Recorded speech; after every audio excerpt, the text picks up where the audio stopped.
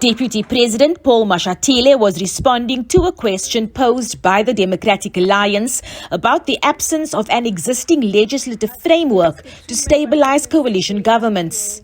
Next year, 2024, will be the first time independent candidates will be able to contest national and provincial elections, opening the door for the possibility of a coalition government at national level. The matter of coalition government is important and require urgent attention and our collective wisdom. I have responded to similar questions in the National Council of Provinces about coalition governments and a need to convene a national dialogue on coalitions. The Democratic Alliance has 3 private members' bills in the works which have already been gazetted.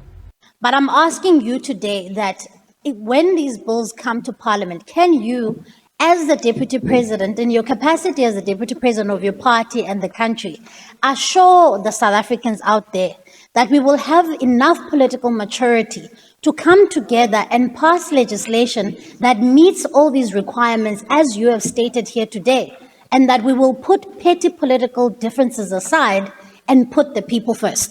Mashatile says all parties should agree on a workable framework and that parties in coalition governments must be committed to good governance and have zero tolerance for corruption.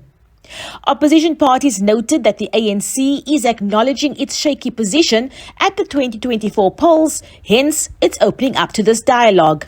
I think it's a historic discussion we are having at this moment. For the first time in 29 years, the ruling party is talking about coalitions. But Mashatile said while coalition governments are not ideal, the ANC is campaigning to win next year's election and that new legislation on coalition governments has nothing to do with the ruling party being in trouble. Mashatile also dealt with questions relating to the killings of traditional leaders, saying government is concerned about this. He says in many cases the violence stems from succession issues which cause tensions and that government will be working closely with leaders and communities to deal with the matter. Abra Barbia, SABC News, Parliament.